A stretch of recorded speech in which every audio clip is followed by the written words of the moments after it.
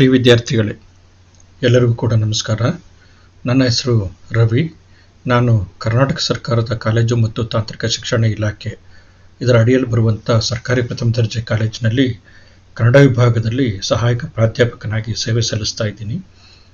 ಪ್ರಸ್ತುತ ದಾವಣಗೆರೆ ವಿಶ್ವವಿದ್ಯಾಲಯ ತನ್ನ ಅಧೀನದಲ್ಲಿ ಬರುವಂಥ ಕಾಲೇಜುಗಳ ಅಂತಿಮ BA ಐಚ್ಛಿಕ ಕನ್ನಡದ ವಿದ್ಯಾರ್ಥಿಗಳಿಗೆ 6 ಮತ್ತು 6.2 ಪತ್ರಿಕೆಯಾಗಿ ತೌಲನಿಕ ಅಧ್ಯಯನ ಮತ್ತು ಅದರ ಪಠ್ಯಗಳು ಅನ್ನುವಂಥದ್ದನ್ನು ಪಠ್ಯಕ್ರಮವಾಗಿ ನಿಗದಿಪಡಿಸಿದೆ. ನಾವು ಈ ತೌಲನಿಕ ಅಧ್ಯಯನದ ತಾತ್ವಿಕತೆಯನ್ನು, ತೌಲನಿಕ ಅಧ್ಯಯನದ ಶಿಸ್ತನ್ನು ನಾವು ಸುಮಾರು ಅಧಿವೇಶನಗಳಲ್ಲಿ ನಾವು ಅದರ ಬಗ್ಗೆ ತಿಳ್ಕೊಳ್ತಾ ಬಂದಿದ್ದೀವಿ. ಪ್ರಸ್ತುತ ನಾವು ತೌಲನಿಕ ಅಧ್ಯಯನದ ಬಗೆಗಳು ಅನ್ನುವಂಥ ವಿಷಯದ ಬಗ್ಗೆ ನಾವು ಚರ್ಚೆ ಮಾಡ್ತಾ ಇದ್ವಿ ಈ 1-2 ಅಧಿವೇಶನಗಳಿಂದ. ತೌಲನಿಕ ಅಧ್ಯಯನ ತುಂಬ ವಿಸ್ತಾರವಾಗಿರುವಂಥ ಅಧ್ಯಯನ ಶಿಸ್ತು ಅನ್ನುವಂಥದ್ದನ್ನು ನಾವು ಪ್ರಾರಂಭದಲ್ಲಿ ಗುರುತಿಸ್ಕೊಂಡಿದ್ದೀವಿ.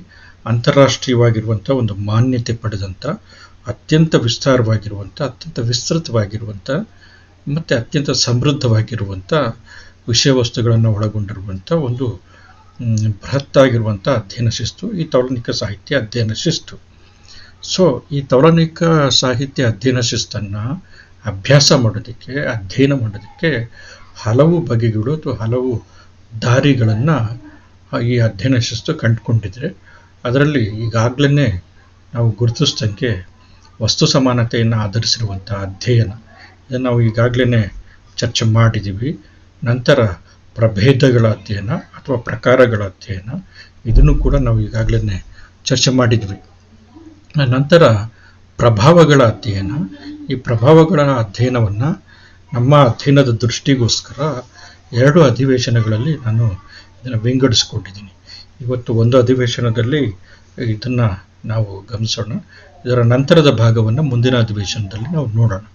ಪ್ರಭಾವಗಳ ಅಧ್ಯಯನ ಅನ್ನುವಂಥದ್ದು, ಪ್ರಭಾವ ಅಂತಂದರೆ ಇನ್ಫ್ಲೂಯೆನ್ಸ್ ಅನ್ನುವಂಥದ್ದು, ಇಂಗ್ಲೀಷ್ನ ಇನ್ಫ್ಲೂಯೆನ್ಸ್ ಅನ್ನುವಂಥ ಪದ ಪ್ರಭಾವ, ಇನ್ನೊಬ್ಬರ ಮೇಲೆ ಬೀರುವಂಥ ಪ್ರೇರಣೆನೂ ಪ್ರಭಾವನೂ, ಇವನ್ನ ನಾವು ಕೃತಿಯ ಹಿನ್ನೆಲೆಯಲ್ಲಿ ಅಭ್ಯಾಸ ಮಾಡ್ತೀವಿ. ನಂತರ ತೌಲನಿಕ ಕಾವ್ಯ ಮೀಮಾಂಸೆ, ಇನ್ನೊಂದು ಭಾಷಾಂತರ ಅಧ್ಯಯನ ಅನ್ನುವಂಥದ್ದು, ಅದು ನಾವು ಮುಂದಿನ ಅಧಿವೇಶನಗಳಲ್ಲಿ ನಾವು ನೋಡೋಣ.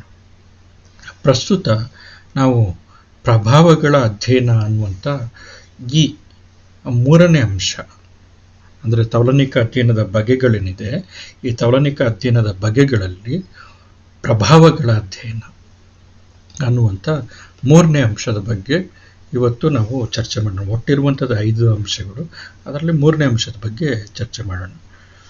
ಪ್ರಭಾವದ ಅಧ್ಯಯನಗಳಲ್ಲಿ ಅಥವಾ ಪ್ರಭಾವಗಳ ಅಧ್ಯಯನದಲ್ಲಿ ತೌಲನಿಕ ಅಧ್ಯಯನದಲ್ಲಿನೇ ತುಂಬ ಮುಖ್ಯವಾಗಿರುವಂಥ ಪ್ರಕಾರ ಇದು ಪ್ರಭಾವಗಳ ಅಧ್ಯಯನ. ತೌಲನಿಕ ಅಧ್ಯಯನಗಳಲ್ಲಿ ತುಂಬ ಮುಖ್ಯವಾಗಿರುವಂಥ ಒಂದು ಅಧ್ಯಯನದ ಬಗೆ ಇದು. ಹಾಗೆಯೇ ವಸ್ತು ಸಮಾನತೆಯನ್ನು ಆಧರಿಸಿದ ಅಧ್ಯಯನ ಕೂಡ ತುಂಬ ಮುಖ್ಯವಾಗಿರುವಂಥದ್ದು, ಜನಪ್ರಿಯವಾಗಿರುವಂಥದ್ದು. ಅದನ್ನು ಕೂಡ ನನ್ನ ಮನಸ್ಸಲ್ಲಿ ಇಟ್ಕೊಂಡು ಹೇಳ್ತಾ ಇದ್ದೀನಿ. ತೌಲನಿಕ ಅಧ್ಯಯನದ ಬೇರೆ ಬೇರೆ ಬಗೆಗಳಲ್ಲಿ ಮುಖ್ಯವಾಗಿರುವಂಥದ್ದು ಪ್ರಭಾವಗಳ ಅಧ್ಯಯನ ಅಂತಂದ್ಬಿಟ್ಟು ತೌಲನಿಕ ಅಧ್ಯಯನದ ವಿದ್ವಾಂಸರು ಏನು ಮಾಡ್ತಾರೆ, ಅಭಿಪ್ರಾಯ ಪಡ್ತಾರೆ. ಇದರಲ್ಲಿ ಮುಖ್ಯರಾಗಿರುವಂಥವರು ಜರ್ಮನ್ ಮತ್ತು ಫ್ರೆಂಚ್ ತೌಲನ ಅಧ್ಯಯನಕಾರರು ಅಥವಾ ತೌಲನ ಅಧ್ಯಯನ ವಿದ್ವಾಂಸರು. ಪ್ರಭಾವಗಳ ಅಧ್ಯಯನನೇ ಅತ್ಯಂತ ಮುಖ್ಯವಾಗಿರುವಂಥದ್ದು ತೌಲನಿಕ ಸಾಹಿತ್ಯದ ಅಧ್ಯಯನದಲ್ಲಿ ಅನ್ನುವಂಥ ಒಂದು ಅಭಿಪ್ರಾಯವನ್ನು ಅವರು ವ್ಯಕ್ತಪಡಿಸ್ತಾರೆ. ಈ ತೌಲನಿಕ ಸಾಹಿತ್ಯದಲ್ಲಿ ತೌಲನಿಕ ಸಾಹಿತ್ಯ ಅಧ್ಯಯನದ ಕೇಂದ್ರ ಸ್ತಂಭ ಅಥವಾ ಆಧಾರ ಸ್ತಂಭ ಅಂತಂತಂದರೆ ಪ್ರಭಾವದ ಅಧ್ಯಯನ ಅಂತಂತನೂ ಕೂಡ ಹೇಳಲಾಗಿದೆ. ಈ ಪ್ರಭಾವದ ಪರಿಕಲ್ಪನೆ ಇದೆಯಲ್ಲ, ಇದು ತೌಲನಿಕ ಸಾಹಿತ್ಯ ಅಧ್ಯಯನದ ಮೂಲ ಕಲ್ಪನೆ ಅಂತಂತಂದ್ಬಿಟ್ಟು ವೈನ್ಸ್ಟೀನ್ ಹೇಳ್ತಾನೆ. ವೈನ್ಸ್ಟೀನ್ ಅನ್ನುವಂಥ ಒಬ್ಬ ತೌಲನ ಅಧ್ಯಯನಕಾರ ಅಥವಾ ತೌಲನಿಕ ಅಧ್ಯಯನಕಾರ, ತೌಲನಿಕ ವಿದ್ವಾಂಸ ಅಭಿಪ್ರಾಯ ಪಡುವಂಥದ್ದೇನು ಅಂತಂತಂದರೆ, ದಿಟ್ಟವಾಗಿ ಪ್ರಭಾವದ ಪರಿಕಲ್ಪನೆ ಇದೆಯಲ್ಲ, ಇದು ಸಾಹಿತ್ಯದ ಮೂಲ ಕಲ್ಪನೆ ಅಂತ ಹೇಳ್ತಾನೆ. ಅಂದರೆ ಯಾವ ಕೃತಿಗಳು ಕೂಡ ಏನಂತಂದರೆ ಪ್ರಭಾವಗಳಿಂದ ಹೊರತಾಗಿರುವಂಥದ್ದಲ್ಲ ಅಂತ. ಅದರಲ್ಲೂ ಕೂಡ ತೌಲನಿಕ ಸಾಹಿತ್ಯದ ಸಂದರ್ಭದಲ್ಲಂತೂ ಈ ಪ್ರಭಾವಗಳ ಅಧ್ಯಯನ ಇದೆಯಲ್ಲ ಅದು ತುಂಬ ಮುಖ್ಯವಾಗಿರುವಂಥದ್ದು ಅಂತಂದ್ಬಿಟ್ಟು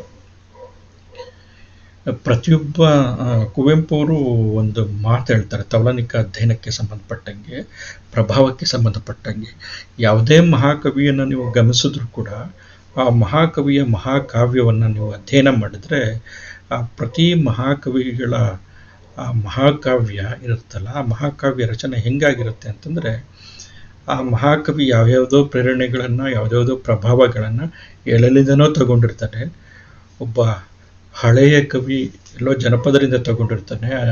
ಆ ಜನಪದರಿಂದ ತೆಗೆದುಕೊಂಡಿರುವಂಥ ಆ ಪ್ರಭಾವವನ್ನು ಆ ಪೂರ್ವಿಕ ಕವಿ ಅಥವಾ ಪೂರ್ವಿಕ ಬುಧರು ಅಥವಾ ಸೂರಿಗಳು ಇವರು ನಂತರ ಅದನ್ನು ಲಿಖಿತಗೊಳಿಸ್ತಾರೆ. ನಂತರದ ಕವಿಗಳು ಅದನ್ನು ಸುಧಾರಿಸ್ತಾರೆ, ಮಾರ್ಪಡಿಸ್ತಾರೆ, ಕೆಲವು ಅಂಶಗಳನ್ನು ತೆಗಿತಾರೆ, ಕೆಲವು ಅಂಶಗಳನ್ನು ಸೇರಿಸ್ತಾರೆ ಅಥವಾ ಇರುವಂಥ ಅಂಶಗಳನ್ನು ಬೆಳೆಸ್ತಾರೆ.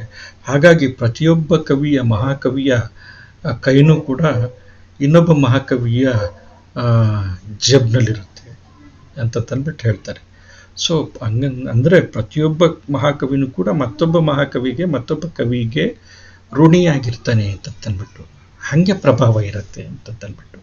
ಸೊ ಹಾಗಾಗಿ ಏನಂತಂದರೆ ಪ್ರಭಾವದ ಅಧ್ಯಯನನೇ ಮೂಲ ಅಧ್ಯಯನ ಅಂತಂದ್ಬಿಟ್ಟು ವೈನ್ಸ್ಟೀನ್ ಅನ್ನುವಂಥ ತೌಲನಿಕ ಅಧ್ಯಯನಕಾರ ಅಥವಾ ವಿದ್ವಾಂಸ ಅಭಿಪ್ರಾಯ ಪಡ್ತಾರೆ.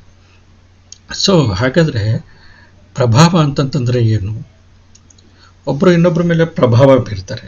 ಪ್ರಭಾವ ಅಂತಂದ್ರೆ ಸರಳವಾಗಿ ನೋಡ್ಬಿಟ್ಟು ಏನಂತಂತಂದರೆ ಈಗ ನಮಗೆ ಪಾಠ ಮಾಡುವಂಥ ಟೀಚರ್ಸ್ಗಳಲ್ಲಿ ಯಾರೋ ಒಬ್ಬರು, ಬಹುತೇಕ ಟೀಚರ್ಸ್ ಇರ್ತಾರೆ, ಅದರಲ್ಲಿ ಒಬ್ಬರು ನಮಗೆ ತುಂಬ ಇಷ್ಟ ಆಗ್ತಾರೆ.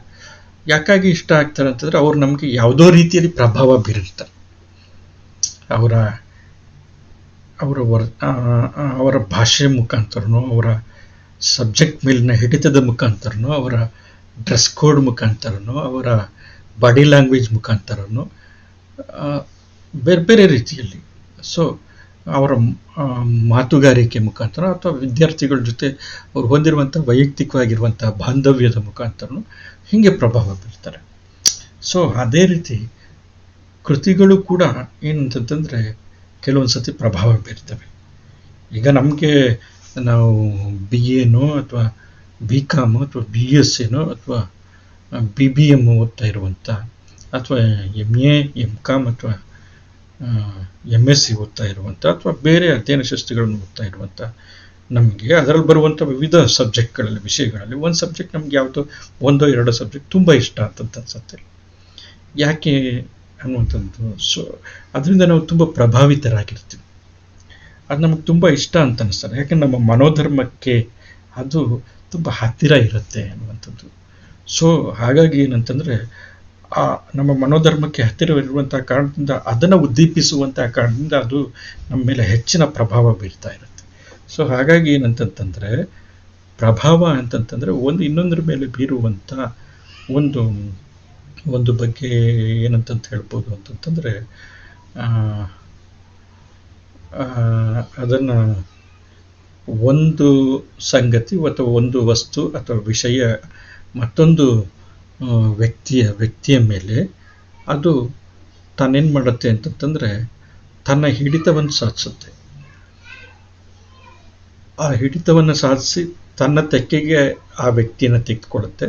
ಇದನ್ನು ಪ್ರಭಾವ ಅಂತಂತ ಕರಿಬೋದು.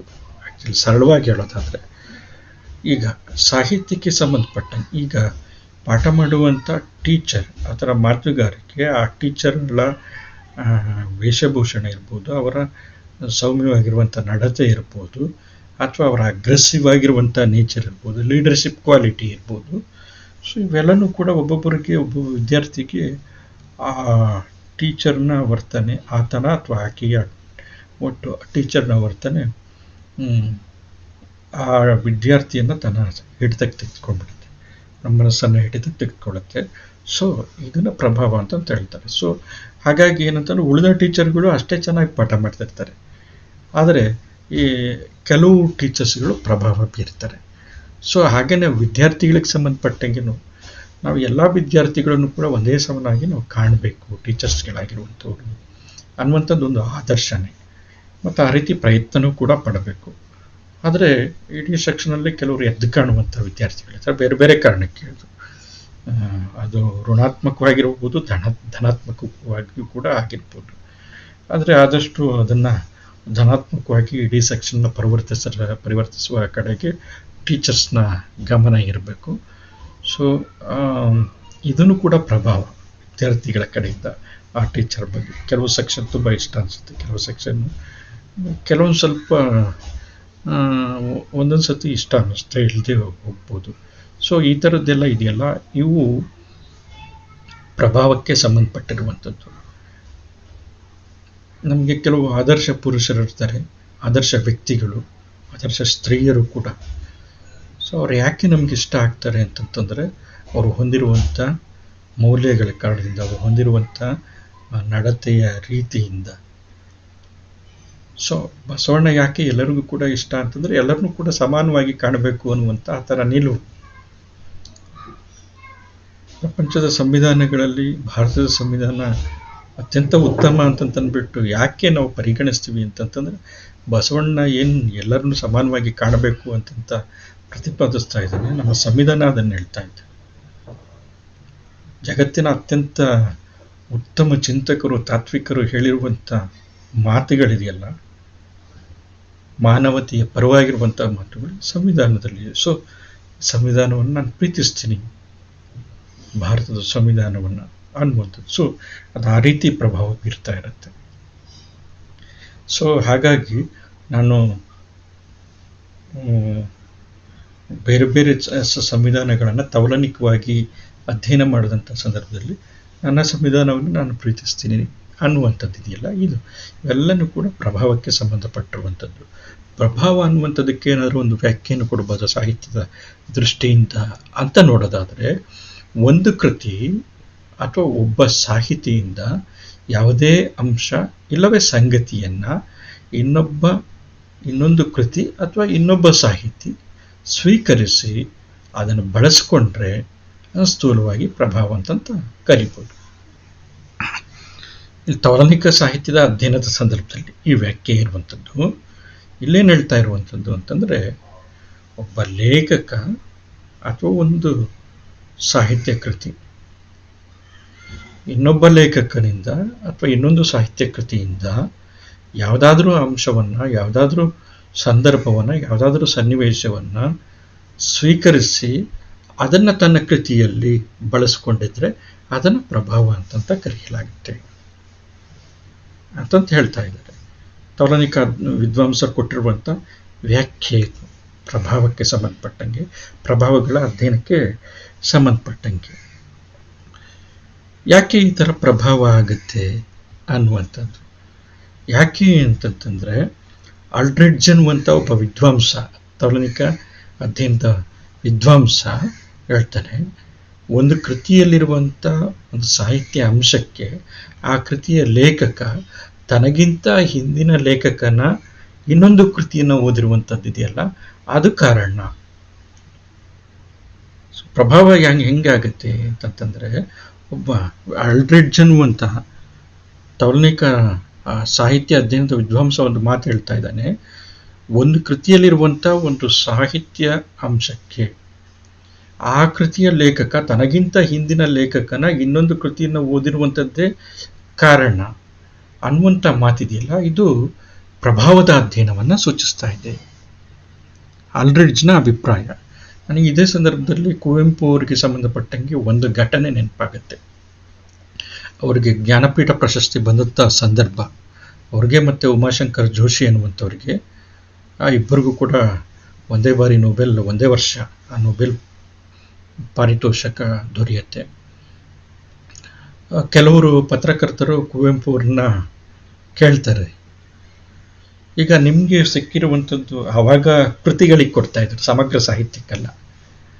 ಕುವೆಂಪು ಅವರಿಗೆ ರಾಮಾಯಣ ದರ್ಶನ ಕೃತಿಗೆ ಸಿಕ್ತು, ಬೇಂದ್ರೆಯವರಿಗೆ ನಾಲ್ಕು ತಂತಿ ಅನ್ನುವಂಥ ಕೃತಿಗೆ ಸಿಕ್ತು, ಗೋಪಾಲಕೃಷ್ಣ ಅಡಿಗರಿಗೆ ನಮ್ಮ ವಿನಾಯಕ ಕೃಷ್ಣ ಗೋಕಾಕ್ ಅವ್ರಿಗೆ ಭಾರತ ಸಿಂಧು ರಶ್ಮಿಗೆ ಸಿಕ್ತು. ಹೀಗೆ ಕೃತಿಗಳಿಗೆ ಕೊಡಲಾಗ್ತಾ ಇತ್ತು. ಶಿವರಾಮ್ ಕಾರಂತರಿಗೆ ಮೂಕಜ್ಜಿ ಕನಸುಗಳಿಗೆ ಸಿಕ್ತು. ಈ ರೀತಿಯಾಗಿ ಹಿಂದೆ ಜ್ಞಾನಪೀಠ ಪ್ರಶಸ್ತಿಯನ್ನು ಕೃತಿಗಳು ಕೊಡ್ತಿದ್ರು. ನಂತರ ಅದು ಬದಲಾಯಿತು. ಆ ಸಾಹಿತ್ಯ ಸಮಗ್ರ ಸಾಹಿತ್ಯಕ ಸಾಧನೆಯನ್ನು ಗಮನಿಸಿ ಜ್ಞಾನಪೀಠ ಪ್ರಶಸ್ತಿ ಕೊಡೋದಕ್ಕೆ ಪ್ರಾರಂಭ ಮಾಡಿದರು. ಕುವೆಂಪು ಬರೆದಂಥದ್ದು ಶ್ರೀರಾಮಾಯಣ ದರ್ಶನ. ಆ ಕೃತಿಗೆ ಜ್ಞಾನಪೀಠ ಪ್ರಶಸ್ತಿ ಬಂದಿತ್ತು. ಪತ್ರಕರ್ತರು ಪ್ರಶ್ನೆ ಮಾಡಿದರು, ಏನು ಅಂತಂತಂದರೆ ಕುವೆಂಪು ಅವರಿಗೆ, ನಿಮಗೆ ಈಗ ನೀವು ಶ್ರೀರಾಮಾಯಣ ದರ್ಶನ ಕೃತಿಯನ್ನು, ಅಂದರೆ ರಾಮಾಯಣದ ಕೃತಿಯನ್ನು ಬರೆದಿದ್ದೀರಾ, ನಿಮಗಿಂತನೂ ಹಿಂದೆ ಬೇರೆ ಬೇರೆಯವರು ರಾಮಾಯಣಗಳನ್ನು ಬರೆದಿದ್ದಾರೆ. ಕಂಬ ರಾಮಾಯಣ ಬರೆದಿದ್ದಾನೆ. ಕನ್ನಡದಲ್ಲೇ ನಾಗಚಂದ್ರನ ರಾಮಾಯಣದ ರಾಮಚಂದ್ರ ಚರಿತ ಪುರಾಣ ಅಥವಾ ಪಂಪ ರಾಮಾಯಣ ಅಂತ ಕರೀತಾರೆ. ಆಮೇಲೆ ತೊರವೆ ರಾಮಾಯಣ ಅನ್ನುವಂಥದ್ದು ಒಂದು ತೊರವೆಯ ನರಹರಿ ಬರೆದಿರುವಂಥ ಕೃತಿ ಇದೆ. ಆಮೇಲೆ ವಾಲ್ಮೀಕಿಯ ರಾಮಾಯಣ ಇದೆ. ಸೊ ಮತ್ತು ಬೇರೆ ಬೇರೆ ಭಾಷೆಗಳಲ್ಲಿದೆ. ರಾಮಾಯಣ ಮಹಾವೃಕ್ಷಮು ಅನ್ನುವಂಥ ತೆಲುಗಿನಲ್ಲಿ ಒಂದು ರಾಮಾಯಣ ಇದೆ. ಗೊಂಡರ ರಾಮಾಯಣ ಇದೆ, ಜನಪದಕ್ಕೆ ಸಂಬಂಧಪಟ್ಟಂಗೆ. ಕನ್ನಡದಲ್ಲೇ ಜನಪದ ರಾಮಾಯಣ ಅನ್ನುವಂಥದ್ದು ಇದೆ. ಆ್ಯಕ್ಚುಲಿ ಈಗ ಅದನ್ನು ಹೇಳುವಂಥವ್ರಿಲ್ಲ. ಸೊ ಹಾಗಾಗೋಗಿದೆ. ಸೊ ಈ ಥರದ್ದೆಲ್ಲ ಬೇರೆ ಬೇರೆ ಕೃತಿಗಳಿದ್ದಾವೆ. ಇಷ್ಟೆಲ್ಲ ರಾಮಾಯಣಗಳಿದ್ದಾವೆ, ನೀವು ಒಂದು ರಾಮಾಯಣ ಬರೆದಿದ್ದೀರ. ಈಗ ಒಂದು ಪ್ರಶ್ನೆ ಏನು ಅಂತಂದರೆ, ಇಷ್ಟೆಲ್ಲ ರಾಮಾಯಣಗಳ ಮಧ್ಯೆ ನಿಮ್ಮ ರಾಮಾಯಣವನ್ನು ಯಾವ ಸ್ಥಾನದಲ್ಲಿಡ್ತೀರಾ? ಯಾವ ರಾಮಾಯಣವನ್ನು ಅತ್ಯಂತ ಶ್ರೇಷ್ಠ ಅಂತ ನೀವು ಒಪ್ತೀರಾ ಅಂತ. ಕುವೆಂಪು ಏನು ಯೋಚನೆಯನ್ನೇ ಮಾಡಲಿಲ್ಲ. ಅವರು ಹೇಳಿದ್ದು ಒಂದೇ ಮಾತು, ಏನು ಅಂತಂದರೆ, ನನ್ನ ರಾಮಾಯಣನೇ ಅತ್ಯಂತ ಶ್ರೇಷ್ಠವಾಗಿರುವಂಥ ರಾಮಾಯಣ. ಪತ್ರಕರ್ತರಿಗೆ ಇದು ಅಧಿಕ ಪ್ರಸಂಗ, ಅದು ಧಿಮಾಕಿನ ಮಾತು ಅಂತಂತ ಅಥವಾ ಅಹಮ್ಮಿನ ಮಾತು ಅಂತಂತ ಅನಿಸಿರ್ಬೋದು. ಕುವೆಂಪು ಮಾತನ್ನು ಮುಂದುವರಿಸಿದ್ರು. ನನ್ನ ಮಾತನ್ನು ನೀವು ಇದು ಅಹಮಿಕೆಯಿಂದ ಬಂದಿರುವಂಥ ಮಾತು ಅಂತಂತ ಭಾವಿಸ್ಬೇಡಿ. ನನ್ನ ರಾಮಾಯಣ ಇದೆಯಲ್ಲ, ಇವತ್ತು ಬಂದಿರುವಂಥ ರಾಮಾಯಣ, ಇತ್ತೀಚೆಗೆ ಬಂದಿರುವಂಥ ರಾಮಾಯಣ, ಅದು ಈ ಹಿಂದಿನ ಎಲ್ಲ ರಾಮಾಯಣಗಳಿಗೆ ಋಣಿಯಾಗಿದೆ. ಸೊ ಹಾಗಾಗಿ ನನ್ನ ರಾಮಾಯಣ ಈ ಹಿಂದೆ ಬಂದಿರುವಂಥ ಎಲ್ಲ ರಾಮಾಯಣಗಳ ಹೆಗಲ ಮೇಲೆ ನಿಂತಿದೆ.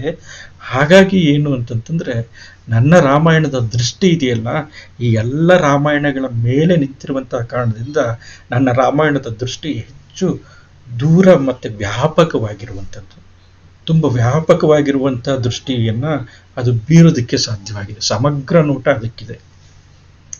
ಹಾಗಾಗಿ ಏನು ಅಂತಂದರೆ, ನನ್ನ ರಾಮಾಯಣ ಅತ್ಯಂತ ಶ್ರೇಷ್ಠವಾಗಿರುವಂಥದ್ದು ಕುವೆಂಪು ಹೇಳುವಂಥದ್ದು.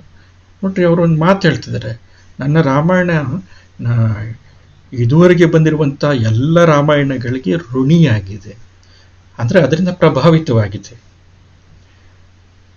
ನೇರವಾಗಿ ಹೇಳೋದಾದರೆ ವಸ್ತು ಮೂಲ ವಾಲ್ಮೀಕಿಯ ರಾಮಾಯಣಕ್ಕೆ ಸಂಬಂಧಪಟ್ಟಿರುವಂಥದ್ದು. ಆದರೆ ಪಾತ್ರದ ಬೆಳವಣಿಗೆಗಳ ರೀತಿ ಹೆಂಗಿದೆ ಅಂತಂತಂದರೆ, ನಾಗಚಂದ್ರನ ರಾಮಚಂದ್ರ ಚರಿತ ಪುರಾಣ ಇದೆಯಲ್ಲ, ಅದರಲ್ಲಿನ ರಾವಣನ ಪಾತ್ರ ಇದೆಯಲ್ಲ, ಆ ರಾವಣನ ಪಾತ್ರ ಹೆಂಗೆ, ಹೌದಪ್ಪ ಸಹಜ, ರಾವಣ ದುಷ್ಟನಿರ್ಬೋದು, ಸಹಜ ದುಷ್ಟನಿರ್ಬೋದು, ತಪ್ಪು ಮಾಡಿದ್ದಾನೆ. ಆದರೆ ಮೂಲತಃ ಅವನು ಯಾವಾಗಲೂ ತಪ್ಪು ಮಾಡುವಂಥ ಮನುಷ್ಯನ, ಎಲ್ಲ ಮನುಷ್ಯರು ಯಾವಾಗಲೂ ತಪ್ಪು ಮಾಡ್ತಾ ಇರ್ತಾರ. ಅವನು ನಳಕೂಬರರ ಪತ್ನಿಯಾಗಿರುವಂಥ ರಂಬೆ ಮತ್ತು ಉಪರಂಬೆಯವರು ನಿನ್ನನ್ನು ಮದುವೆ ಆಗುವಂಥ ರಾವಣನ ಬಳಿ ಬಂದಾಗ ಅವ್ರಿಗೆ ಬುದ್ಧಿ ಮಾತನ್ನು ಹೇಳಿ ವಾಪಸ್ ಕಳಿಸಿದಂಥ ಒಬ್ಬ ಮಹಾತ್ಮ, ಪರಾಂಗನ ವಿರತಿ ವ್ರತವನ್ನು ಸ್ವೀಕರಿಸಿದಂಥವನು. ಇಂಥವನು ಒಬ್ಬ ಆದರ್ಶ ಪುರುಷ. ಈ ಥರದ ವ್ಯಕ್ತಿತ್ವದವನು, ಸಮುದ್ರದಂತೆ ಗಂಭೀರವಾಗಿರುವಂಥ ಘನಗಂಭೀರವಾಗಿರುವಂಥ ವ್ಯಕ್ತಿತ್ವದವನು. ಆದರೆ ಸಮುದ್ರದ ಒಂದು ಗುಣನೂ ಕೂಡ ಇದೆ. ಏನು ಅಂತಂದರೆ, ಅಮಾವಾಸ್ಯೆ ಹುಣ್ಣಿಮೆಗಳ ಸಂದರ್ಭದಲ್ಲಿ ಉಬ್ಬರ ಇಳಿತಗಳು ಅದಕ್ಕೆ ಸಹಜ. ಅದು ತನ್ನ ಎಲ್ಲೆಯನ್ನು ಮೀರುತ್ತೆ. ನಾಗಚಂದ್ರ ಅದನ್ನು ಹೇಳ್ತಾನೆ, ಅಬ್ದಿಯು ಮುರ್ಮೆ ಕಾಲವಶದಿ ಮರ್ಯಾದೆಯಂ ದಾಂಟದೆ. ಅಬ್ದಿನೂ ಕೂಡ, ಸಮುದ್ರನೂ ಕೂಡ ಅಷ್ಟು ಘನಗಂಭೀರವಾಗಿರುವಂಥದ್ದು ಕಾಲವಶದಿಂದ, ಸಂದರ್ಭವಶಾತ್ ತನ್ನ ಎಲ್ಲೆಯನ್ನು ಮೀರಿಬಿಡುತ್ತೆ. ಅಂದರೆ ಆ ಮಾತೆಗೆ ಏನು ಹೇಳ್ತಾ ಇದೆ, ಎಲ್ಲೆಯನ್ನು ಮೀರುತ್ತೆ ಕಾಲವಶದಿಂದ ಅಂತ. ಮತ್ತು ಹಂಗಾದ್ರೆ ಮತ್ತೊಂದು ಕಾಲ ಬರ್ಬೋದು, ಏನು ಅಂತಂದರೆ ಅದು ತನ್ನ ಸ್ವಸ್ಥಾನಕ್ಕೆ ಬರೋವಂಥದ್ದು ಕಾಲ. ಆ ಕಾಲನೂ ಬರುತ್ತೆ. ಹುಣ್ಣಿಮೆ ತೀರಿದ ನಂತರ, ಅಮಾವಾಸ್ಯೆ ಮುಗಿದ ನಂತರ ಮತ್ತೆ ಸಮುದ್ರ ತನ್ನ ಸ್ವಸ್ಥಾನಕ್ಕೆ ಬರುತ್ತೆ. ರಾವಣನು ಕೂಡ ಹಾಗೆ ತನ್ನ ಮೂಲ ಪ್ರಕೃತಿಗೆ ಬರೋದಕ್ಕೆ ಸಾಧ್ಯ ಇದೆ. ಸೊ ನಾಗಚಂದ್ರ ಹೇಳ್ತಾ ಇರುವಂಥ ಮಾತು. ನಾಗಚಂದ್ರ ಸ್ವಂತ ಹೇಳಿದಾನ ಈ ಮಾತನ್ನ. ನಾಗಚಂದ್ರ ಜೈನ ಸಂಪ್ರದಾಯದಲ್ಲಿ ಬಂದಿರುವಂಥ ರವಿಶೇಣನ ಭೌಮಚರ್ಯ ಅನ್ನುವಂಥ ಪ್ರಾಕೃತ ಕೃತಿಯಿಂದ ಪ್ರಭಾವಿತನಾಗಿದ್ದಾನೆ, ಋಣಿಯಾಗಿದ್ದಾನೆ. ಅದರಿಂದ ಈ ಮಾತನ್ನು ಹೇಳ್ತಾ ಇದ್ದಾನೆ. ಕುವೆಂಪು ಅವರಲ್ಲಿ ಇದೇ ಮಾತು ಇನ್ನೊಂಥರ ಬರುತ್ತೆ. ಪಾಪಿಗುದ್ಧಾರ ಮಿಹುದವು ಸೃಷ್ಟಿಯ ಮಹದ್ವ್ಯೂಹ ರಚನೆಯಲ್ಲಿ. ಪಾಪಿಗೂ ಕೂಡ ಉದ್ಧಾರ ಅನ್ನುವಂಥದ್ದಿದೆ ಸೃಷ್ಟಿಯ ಈ ಮಹದ್ ವ್ಯೂಹ ರಚನೆ. ಸೃಷ್ಟಿ ಅನ್ನುವಂಥದ್ದು ಒಂದು ಮಹದ್ವ್ಯೂಹ, ಬೃಹದ್ ವ್ಯೂಹ. ಈ ರಚನೆಯಲ್ಲಿ ಪಾಪಿಗೂ ಕೂಡ ಉದ್ಧಾರದ ಕಾಲ ಇದೆ, ಸಂದರ್ಭ ಒದಗಿ ಬರುತ್ತೆ. ನಾಗಚಂದ್ರನಿಂದ ಆಗಿರುವಂಥ ಒಂದು ಪ್ರಭಾವ ಅಥವಾ ವೇದಾಂತಗಳಿಂದ, ಉಪನಿಷತ್ಗಳಿಂದನೂ ಕೂಡ ಆಗಿರ್ಬೋದು. ಶೃಣ್ವಂತ ವಿಶ್ವೇ ಅಮೃತಸ್ಯ ಪುತ್ರ, ಅಮೃತ ಪುತ್ರರೇ ಕೇಳಿ.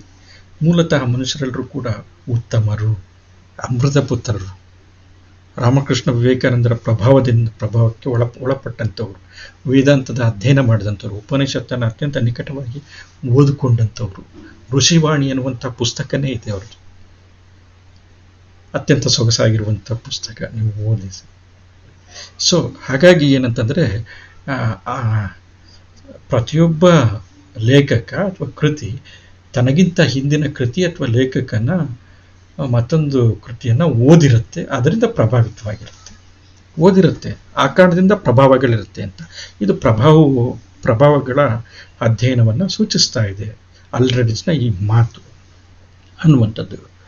ಪ್ರಭಾವ ಯಾವುದಕ್ಕೆ ಬೇಕಾದರೂ ಸಂಬಂಧಪಟ್ಟಿರುವಂಥದ್ದು. ನೋಡ್ರಿ, ವಸ್ತು ಸಮಾನತೆಯ ಅಧ್ಯಯನದಲ್ಲಿ ವಸ್ತು ಮುಖ್ಯ ಆಗಿತ್ತು, ಆಶಯಗಳು ಮುಖ್ಯ ಆಗಿತ್ತು. ಪ್ರಭೇದ ಅಥವಾ ಪ್ರಕಾರಗಳ ಅಧ್ಯಯನದಲ್ಲಿ ಆ ಕಾವ್ಯ ಅಥವಾ ಆ ಸಾಹಿತ್ಯ ಪ್ರಕಾರದ ಅಧ್ಯಯನ ಮುಖ್ಯ ಆಗಿತ್ತು. ಇಲ್ಲಿ ಪ್ರಭಾವದ ಅಧ್ಯಯನದಲ್ಲಿ ಯಾವುದೇ ಪ್ರಭೇದ ಆಗಿರಲಿ, ವಸ್ತು ಯಾವುದೇ ಆಗಿರಲಿ, ಕೃತಿ, ವಸ್ತು, ಸನ್ನಿವೇಶ, ಪಾತ್ರ, ತಂತ್ರ, ಭಾಷೆ, ಶೈಲಿ, ಆಶಯ ಏನು ಬೇಕಾದರೂ ಆಗಿರಲಿ, ಯಾವುದರಲ್ಲಿ ಬೇಕಾದ್ರೂ ಕೂಡ ಪ್ರಭಾವ ಆಗಿರೋದಕ್ಕೆ ಸಾಧ್ಯತೆ ಇದೆ ಅನ್ನುವಂಥದ್ದು. ಸೊ ಹಾಗಾಗಿ ಏನಂತಂದರೆ, ಈ ಪ್ರಭಾವಕ್ಕೆ ಯಾವುದೇ ಎಲ್ಲೆ ಕಟ್ಟುಗಳು, ಚೌಕಟ್ಟು ಅನ್ನುವಂಥದ್ದಿಲ್ಲ. ಹೆಂಗೆ ಬೇಕಾದರೂ ಪ್ರಭಾವ ಆಗೋದಕ್ಕೆ ಸಾಧ್ಯ ಇದೆ. ಫಾರ್ ಎಕ್ಸಾಂಪಲ್, ಪಂಪನ ಮಹಾಭಾರತದಿಂದ ಅಥವಾ ಪಂಪನ ವಿಕ್ರಮಾರ್ಜುನ ವಿಜಯ ಕೃತಿಯ 13 ಮತ್ತು 14ನೇ ಆಶ್ವಾಸದಿಂದ ಅತ್ಯಂತ ನೇರವಾಗಿ ಪ್ರಭಾವಿತನಾಗಿರುವಂಥವನು ರನ್ನ ಅದನ್ನು ತೆಗೆದುಕೊಂಡು ತನ್ನ ಗದಾಯುದ್ಧವನ್ನು ಅಥವಾ ಸಾಹಸ ಭೀಮ ವಿಜಯವನ್ನು ರೂಪಿಸಿದನು. ಸೊ ಹಾಗಾಗಿ ರನ್ನ ಯಾಕೆ ಆ ಥರ ಕೃತಿ ರಚನೆ ರನ್ನನಿಗೆ ಸಾಧ್ಯ ಆಯಿತು ಅಂತಂದರೆ, ಅವನು ಪಂಪನ ಕೃತಿಯನ್ನು ಓದ್ಕೊಂಡಿದ್ದಾನೆ, ಪಂಪನನ್ನು ತಿಳ್ಕೊಂಡಿದ್ದಾನೆ. ಸೊ ಇದು ಕಾರಣ ಅನ್ನುವಂಥದ್ದು ಪ್ರಭಾವದ ಅಧ್ಯಯನಕ್ಕೆ. ಒಂದು ಮಾತು ಪ್ರಭಾವದ ಅಧ್ಯಯನಕ್ಕೆ ಸಂಬಂಧಪಟ್ಟಂಗೆ ಇದೆ. ಏನು ಅಂತಂದರೆ, ತವರಣಿಕ ಸಾಹಿತ್ಯದ ಅತ್ಯಂತ ವಿವಾದಾಸ್ಪದವಾಗಿರುವಂಥ ಒಂದು ಪ್ರಕಾರ ಅಂತಂತಂದರೆ ಪ್ರಭಾವ ಅಧ್ಯಯನ ಅಂತಂತಂದ್ಬಿಟ್ಟು. ಪ್ರಭಾವದ ಅಧ್ಯಯನ ಇದು ತವರಣಿಕ ಸಾಹಿತ್ಯದ ಅತ್ಯಂತ ವಿವಾದಾಸ್ಪದವಾಗಿರುವಂಥ ಒಂದು ಅಧ್ಯಯನದ ಬಗೆ, ಈ ಪ್ರಭಾವ ಅಧ್ಯಯನ ಅಂತ. ಯಾಕೆ ಹೀಗೆ ಹೇಳಲಾಗಿದೆ ಅಂತಂತಂದರೆ, ಪ್ರಭಾವ ಅಂತಂತಂದರೆ ಒಂದು ಕೃತಿಯ ಮೇಲೆ, ಒಬ್ಬ ಲೇಖಕನ ಮೇಲೆ ಪ್ರಭಾವ ಬೀರಿರುವಂಥದ್ದು ಒಂದು. ಇನ್ನೊಂದು ಏನಂತಂತಂದರೆ, ಒಬ್ಬ ಲೇಖಕನ ಮೇಲೆ, ಒಂದು ಕೃತಿಯ ಮೇಲೆ ಇನ್ನೊಬ್ಬ ಲೇಖಕ ಇನ್ನೊಂದು ಕೃತಿ ಬೀರಿರುವಂಥ ಪ್ರಭಾವ, ಅದರ ಸ್ವೀಕರಿಸಿರುವಂಥ ಪ್ರಭಾವ. ಎರಡೂ ರೀತಿ, ಅದರ ಕೊಟ್ಟಿರುವಂಥ, ತೆಗೆದುಕೊಂಡಿರುವಂಥ ಎರಡೂ ರೀತಿಯ ಪ್ರಭಾವಗಳಿರುತ್ತೆ. ಸೊ ಅದು ಒಂದು ಸಂದರ್ಭದಲ್ಲಿ ಒಂದು ಕಡೆಯಿಂದ ಆಗಿರ್ಬೋದು, ಇನ್ನೊಂದು ಸಂದರ್ಭದಲ್ಲಿ ಇನ್ನೊಂದು ಕಡೆಯಿಂದ ಆಗಿರ್ಬೋದು. ಕೆಲವೊಂದು ಸಂದರ್ಭದಲ್ಲಿ ಕೊಡುಕೊಳೆಗಳು ಕೂಡ ಆಗಿರೋದಕ್ಕೆ ಸಾಧ್ಯತೆ ಇದೆ. ಸೊ ಹಾಗಾಗಿ ಇದು ವಿವಾದಾಸ್ಪದ ಪ್ರಕಾರ ಅಂತಂತ ಹೇಳ್ತಾ ಇದ್ದಾರೆ. ಯಾಕೆ ಅಂತಂತಂದರೆ, ವಿವಾದಾಸ್ಪದ ಪ್ರಕಾರ ಒಂದು ರೀತಿಯಲ್ಲಿ ಹೌದು, ಇದನ್ನು ಒಪ್ಕೊಳ್ಬೇಕಾಗತ್ತೆ. ಒಂದು ಸಾಹಿತ್ಯದ, ಸಂಸ್ಕೃತಿಯ, ಲೇಖಕನ ಪ್ರಭಾವ, ಒಂದು ಸಾಹಿತ್ಯದ, ಒಂದು ಭಾಷೆಯ ಸಾಹಿತ್ಯದಲ್ಲಿ, ಒಂದು ಸಮಾಜದಲ್ಲಿ, ಒಂದು ಸಂಸ್ಕೃತಿಯಲ್ಲಿ ಇರುವಂಥ ಲೇಖಕನ ಪ್ರಭಾವ ಇನ್ನೊಂದು ಸಾಹಿತ್ಯದ, ಇನ್ನೊಂದು ಸಂಸ್ಕೃತಿಯ, ಇನ್ನೊಂದು ಸಮಾಜದ ಲೇಖಕನ ಮೇಲೆ ಎಷ್ಟು ಮತ್ತು ಹೇಗೆ ಪ್ರಭಾವ ಬೀರಿದೆ ಅಥವಾ ಆಗಿದೆ ಅನ್ನುವಂಥದ್ದನ್ನು ಮತ್ತು ಆ ಪ್ರಭಾವದ ಪರಿಣಾಮ ಹೇಗಿದೆ ಅನ್ನುವಂಥದ್ದನ್ನು ಗುರುತಿಸುವಂಥದ್ದು ಈ ಪ್ರಕಾರದಲ್ಲಿ ಅತ್ಯಂತ ಮುಖ್ಯವಾಗಿರುವಂಥದ್ದು. ಆದರೆ ಸಾಹಿತ್ಯಿಕ ಅಥವಾ ಸಾಂಸ್ಕೃತಿಕ ಅಥವಾ ವೈಚಾರಿಕ ಕೊಡುಕೊಳ್ಳುವಿಕೆ ಇದೆಯಲ್ಲ, ಇದು ಅನೇಕ ನೆಲೆಗಳಲ್ಲಿ ಮತ್ತು ಹೆಚ್ಚು ಅಪ್ರಜ್ಞಾಪೂರ್ವಕವಾಗಿ, ಒಂದು ನೆಲೆಯಲ್ಲ ಅನೇಕ ನೆಲೆಗಳಲ್ಲಿ ಆಗುವಂಥ ಕ್ರಿಯೆ. ಸಾಹಿತ್ಯಿಕ, ಸಾಂಸ್ಕೃತಿಕ, ವೈಚಾರಿಕ ಕೊಡುಕೊಳ್ಳುವಿಕೆ ಬಹು ನೆಲೆಗಳಲ್ಲಿ ಆಗುವಂಥದ್ದು. ಕೆಲವೊಂದು ಸತಿ ಗುರುತಿಸೋದಕ್ಕಾಗತ್ತೆ, ಕೆಲವೊಂದು ಸತಿ ಗುರುತಿಸೋದಕ್ಕಾಗೋದೇ ಇಲ್ಲ. ಆ ಥರದ ಪ್ರಭಾವ ಇರುತ್ತೆ. ಮತ್ತು ಹೆಚ್ಚಾಗಿ ಅಪ್ರಜ್ಞಾಪೂರ್ವಕವಾಗಿ ಆಗುವಂಥ ಸಾಧ್ಯತೆ ಇರುವಂಥ ಕಾರಣದಿಂದ ಇಲ್ಲಿ ಇದು ಇಂಥ ಕೃತಿಯಿಂದ ಪ್ರಭಾವಿಸಲ್ಪಟ್ಟಿದೆ, ಪ್ರಭಾವಿತವಾಗಿದೆ ಅಂತಂತ ಹೇಳೋದಿದೆಯಲ್ಲ, ಇದೊಂದು ಅತ್ಯಂತ ಸೂಕ್ಷ್ಮ ಮತ್ತು ಅತ್ಯಂತ ಖಚಿತವಾಗಿ ಗುರುತಿಸೋದಕ್ಕೆ ಸಾಧ್ಯವಿಲ್ಲದ, ಕೆಲವೊಂದು ಸತಿ ಸಾಧ್ಯ ಆಗದ ಅಥವಾ ಅಸಾಧ್ಯವಾಗಿರುವಂಥ ಪ್ರಕ್ರಿಯೆ. ಕೆಲವೊಂದು ಸತಿ ಒಂದು ಸ್ಟೇಟ್ಮೆಂಟನ್ನು ಕೊಟ್ಬಿಟ್ರೆ, ಈಗ ಒಬ್ಬ ಲೇಖಕ ಇಂಥ ಲೇಖಕನಿಂದ ಪ್ರಭಾವಿತನಾಗಿದ್ದಾನೆ ಅಂತ ಒಂದು ಸ್ಟೇಟ್ಮೆಂಟ್ ಕೊಟ್ಟರೆ ಅದು ನಿಜವಲ್ಲದೆ ಹೋಗ್ಬೋದು. ಆ ವಸ್ತುವಿನಲ್ಲಿ ಸಮಾನತೆ ಇರ್ಬೋದು, ಅಥವಾ ಶೈಲಿಯಲ್ಲಿ ಸಮಾನತೆ ಇರ್ಬೋದು, ಅಥವಾ ಛಂದಸ್ಸಿನಲ್ಲಿ ಸಮಾನತೆ ಇರ್ಬೋದು, ಭಾಷಾ ಬಳಕೆಯಲ್ಲಿ ಸಮಾನತೆ ಇರ್ಬೋದು. ಆದ್ರೂ ಕೂಡ ಅದು ಅವ್ರು ಗಳಿಸಿದಂಥ ವೈಯಕ್ತಿಕವಾಗಿರುವಂಥ ಪ್ರತಿಭಾ ಬಲದಿಂದ ಆಗಿರ್ಬೋದು. ಸೊ ಹಾಗಾಗಿ ಈ ತೀರ್ಮಾನಕ್ಕೆ ಬರುವಂಥದ್ದು ದುಡುಕಿನ ತೀರ್ಮಾನ ಆಗೋಗ್ಬಿಡುತ್ತೆ. ಸೊ ಹಾಗಾಗಿ ಏನಂತಂದರೆ, ಅತ್ಯಂತ ವಿವಾದಾಸ್ಪದವಾಗಿರುವಂಥ ಒಂದು ಅಧ್ಯಯನದ ಬಗೆ ತೌಲನಿಕ ಸಾಹಿತ್ಯ ಅಧ್ಯಯನ ಶಿಸ್ತಿನಲ್ಲಿ ಪ್ರಭಾವದ ಅಧ್ಯಯನ. ಅಂದರೆ ಇದನ್ನು ಅತ್ಯಂತ ಖಚಿತವಾಗಿ, ನಿಷ್ಕೃಷ್ಟವಾಗಿ, ನಿಖರವಾಗಿ ಪ್ರಭಾವ ಇಂತಿಂಥ ಸಂದರ್ಭದಲ್ಲಿ ಇಂತಿಂಥ ರೂಪದಲ್ಲಿ ಆಗಿದೆ ಅಂತಂತ ಹೇಳೋದಕ್ಕೆ ಸಾಧ್ಯ ಆಗೋದೇ ಇಲ್ಲ. ಮತ್ತು ಇಂಥ ವಿಶ್ಲೇಷಣೆ ಅನೇಕ ದುಡುಕಿನ ತೀರ್ಮಾನಕ್ಕೆ, ನೋಡ್ರಿ ನಾನು ಆಗಲೇ ಹೇಳಿದೆ, ಕೆಲವೊಂದು ಸತಿ ಅತ್ಯಂತ ದುಡುಕಿನ ಮತ್ತು ತೇಲು ಮಟ್ಟದ ತೀರ್ಮಾನಗಳಿಗೆ, ಖಚಿತ ತೀರ್ಮಾನಕ್ಕೆ ಬರೋಕ್ಕಾಗಲ್ಲ. ಸೊ ತೇಲು ಮಟ್ಟದ ತೀರ್ಮಾನಗಳಿಗೆ ದಾರಿ ಮಾಡಿಕೊಡುವಂಥ ಅಪಾಯ ಇದೆ.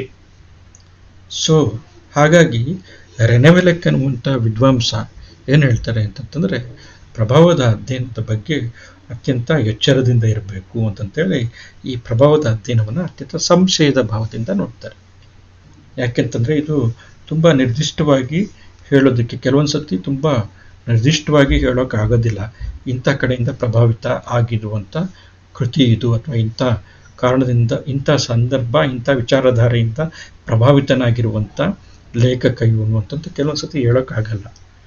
ಕೆಲವೊಂದು ಸತಿ ಸಾಧಾರಣವಾಗಿರುವಂಥ ಮಾನವೀಯವಾಗಿರುವಂಥ ನೆಲೆಯಲ್ಲಿ ಮಾತಾಡಿದ್ರು ಕೂಡ ಅದು ಯಾವುದೋ ಒಂದು ಸಿದ್ಧಾಂತಕ್ಕೆ ಅದು ಸಂಬಂಧಪಡುವಂಥದ್ದಾಗಿದ್ದರೆ ಅಂಥ ಮಾತು, ಅಂಥ ಸಿದ್ಧಾಂತಕ್ಕೆ ಅದನ್ನು ಅಂಟಿಸ್ಬಿಟ್ರೆ, ಆ ವಿಚಾರಗಳನ್ನು ಜೋಡಿಸಿದ್ರೆ ಅದು ದುಡುಕಿನ ತೀರ್ಮಾನ ಆಗೋಗ್ಬಿಡುತ್ತೆ. ಸೊ ಹಾಗಾಗಿ ಏನು ಅಂತಂತಂದರೆ ಅದು ತೇಲು ಮಟ್ಟದ ಅಥವಾ ದುಡುಕಿನ ತೀರ್ಮಾನ ಆಗುತ್ತೆ. ಸೊ ಹಾಗಾಗಿ ಕೆಲವು ವಿದ್ವಾಂಸರು, ತೌಲನಿಕ ವಿದ್ವಾಂಸರು ಇದನ್ನು ಅತ್ಯಂತ ಸಂಶಯದಿಂದ ನೋಡ್ತಾರೆ ಮತ್ತು ಇದೊಂದು ವಿವಾದಾಸ್ಪದವಾಗಿರುವಂಥ ಅಧ್ಯಯನದ ಬಗ್ಗೆ ಅಂತಂದ್ಬಿಟ್ಟು ಅಭಿಪ್ರಾಯ ಪಡ್ತಾರೆ. ಆದರೆ ಒಂದು ವಿಷಯವನ್ನು ನಾವು ತಿಳ್ಕೊಳ್ಬೇಕು. ಹಾಗಂತೇಳಿ ಪ್ರಭಾವಗಳ ಅಧ್ಯಯನವನ್ನು ಬಿಡೋಕ್ಕಾಗೋದಿಲ್ಲ. ಮತ್ತು ಯಾವುದೇ ಲೇಖಕನು ಕೂಡ ನಿರ್ವಾತದಲ್ಲಿ, ಅಂದರೆ ಶೂನ್ಯದಲ್ಲಿ ಖಾಲಿಯಾಗಿ ಬರೆಯೋದಕ್ಕಾಗೋದೇ ಇಲ್ಲ. ಅವನು ಯಾರಿಂದ ಆದ್ರೂ ಪ್ರಭಾವಿತನಾಗೇ ಇರ್ತಾನೆ. ಒಂದು ಸಂದರ್ಭದಲ್ಲಿ, ಒಂದು ಪರಿಸರದಲ್ಲಿ, ಒಂದು ಕಾಲಘಟ್ಟದಲ್ಲಿ, ಒಂದು ಸಮಾಜದಲ್ಲಿ, ಒಂದು ಚಿಂತನಾ ಚೌಕಟ್ಟಿನಲ್ಲಿ, ಚಿಂತನಾ ಸಮಿತಿ ಇರುವಂಥ ಸಂದರ್ಭದಲ್ಲಿ ಒಬ್ಬ ಲೇಖಕ ಜೀವಿಸ್ತಾ ಇದ್ದಾನೆ ಅಂತಂದರೆ ಅದರಿಂದ ಪ್ರಭಾವಿತನಾಗೇ ಆಗಿರ್ತಾನೆ. ಸೊ ಕಾಲವನ್ನು ಮೀರಿ ಯಾರಿಗೂ ಕೂಡ ಯೋಚಿಸೋಕ್ಕಾಗೋದಿಲ್ಲ, ಬಹುತೇಕರಿಗೆ ಆಗೋಲ್ಲ. ಸೊ ಕಾಲದ ಸಂದರ್ಭದಲ್ಲೇ ಎಲ್ಲರೂ ಕೂಡ ಯೋಚನೆ ಮಾಡ್ತಾ ಇರ್ತಾರೆ, ಕಾಲದ ಸಂದರ್ಭದಲ್ಲಿ ಬದುಕ್ತಾ ಇರ್ತಾರೆ, ಆ ಕಾಲದ ಚಿಂತನೆಗಳಿಂದ ಪ್ರಭಾವಿತರಾಗಿರ್ತಾರೆ, ಅದು ಸಹಜವಾಗಿರುವಂಥದ್ದು. ಸೊ ಹಾಗಾಗಿ ಪ್ರತಿಯೊಬ್ಬ ಲೇಖಕ ತಾನು ಎಂದೋ ಓದಿರುವಂಥ, ಮೆಚ್ಚಿರುವಂಥ ಕೃತಿ, ಅಥವಾ ಅಥವಾ ತನ್ನ ಸಮಕಾಲೀನ ಸಂಸ್ಕೃತಿ ಮಾನ್ಯ ಮಾಡಿದಂಥ ವೈಚಾರಿಕತೆ, ತನ್ನದಕ್ಕಿಂತ ಬೇರೆಯದನ್ನು ಒಳಗೊಂಡಂಥ ಸಂಸ್ಕೃತಿ ಇದೆಯಲ್ಲ, ಇವುಗಳು ಅವನನ್ನು ಮತ್ತು ಅವನಿಂದ ರಚಿಸಲ್ಪಟ್ಟಂಥ ಕೃತಿಗಳನ್ನು ನೇರವಾಗಿ ಅಥವಾ ಪರೋಕ್ಷವಾಗಿ ಪ್ರಭಾವಿಸಿರುತ್ತೆ ಅಂತ ನೋಡ್ರಿ. ಎಷ್ಟು ಅಂಶಗಳನ್ನು ಇಲ್ಲಿ ತರ್ತಾ ಇದ್ದಾರೆ. ಯಾವುದೋ ಒಬ್ಬ ಲೇಖಕನಾಗಿರುವಂಥವನು ತಾನು ಎಂದೋ ಓದಿ ಮೆಚ್ಚಿದ ಕೃತಿ, ಎಂದೋ ಓದಿ ಮೆಚ್ಚಿರ್ತಾನೆ, ಮರೆತು ಹೋಗಿರ್ಬೋದು, ಆದರೆ ಅದರ ಅಂಶ ಅವನಲ್ಲಿ ಅಂದರೆ ಅದರದ್ದು ಜಿಸ್ಟ್ ಸಾರ ಮೂಲ ಸತ್ವ ಅಂತಂತ ಹೇಳ್ತಾರಲ್ಲ ಅದು ನೆನಪಿನಲ್ಲಿರ್ಬೋದು. ಸೊ ತಾನು ಎಂದೋ ಓದಿ ಮೆಚ್ಚಿದ ಕೃತಿ ತಾನು ಅಥವಾ ತನ್ನ ಸಮಕಾಲೀನ ಸಂಸ್ಕೃತಿ ಮಾನ್ಯ ಮಾಡಿರುವಂಥ ವೈಚಾರಿಕತೆ, ಅಂದರೆ ತನ್ನ ಸಮಕಾಲೀನ ಸಮಾಜ ಒಪ್ಪಿರುವಂಥ ವೈಚಾರಿಕ ಸಂಹಿತೆ, ತನ್ನದಕ್ಕಿಂತ ಬೇರೆಯಾದದ್ದನ್ನು ಒಳಗೊಂಡಂಥ ಸಂಸ್ಕೃತಿ, ತನ್ನದಕ್ಕಿಂತ ಬೇರೆಯಾಗಿರುವಂಥದ್ದನ್ನು ಒಳಗೊಂಡ ಸಂಸ್ಕೃತಿ. ಇವುಗಳು ನೋಡ್ರಿ, ತಾನು ಓದಿರುವಂಥ ಕೃತಿ, ತಾನು ಅಥವಾ ತನ್ನ ಸಮಕಾಲೀನವಾಗಿರುವಂಥ ಸಂಸ್ಕೃತಿ ಎರಡನೇ ಅಂಶ, ಮತ್ತು ಆ ಸಂದರ್ಭದ ಸಮಾಜ ಮಾನ್ಯ ಮಾಡಿರುವಂಥ ವೈಚಾರಿಕತೆ ಮತ್ತು ತನ್ನದಕ್ಕಿಂತ ಬೇರೆಯಾಗಿರುವಂಥ ಸಂಸ್ಕೃತಿ. ಇವೆಲ್ಲನೂ ಕೂಡ ಅವನನ್ನು, ಅಂದರೆ ಸಾಹಿತಿಯನ್ನು ಮತ್ತು ಆ ಸಾಹಿತಿ ರಚಿಸಿರುವಂಥ ಕೃತಿಗಳನ್ನು ನೇರ ಅಥವಾ ಪರೋಕ್ಷವಾಗಿ ಪ್ರಭಾವಿಸಿರೋದಕ್ಕೆ ಸಾಧ್ಯ ಇದೆ. ಇಂಥ ಪ್ರಭಾವವನ್ನು, ಅದಕ್ಕಿಂತ ಮುಖ್ಯವಾಗಿ ಇಂಥ ಪ್ರಭಾವದ ತಾತ್ಕಾಲಿಕ ಒತ್ತಡಗಳನ್ನು ಗುರುತಿಸೋದಕ್ಕೆ ಸಾಧ್ಯ ಆದರೆ ಒಂದು ಕಾಲಘಟ್ಟದ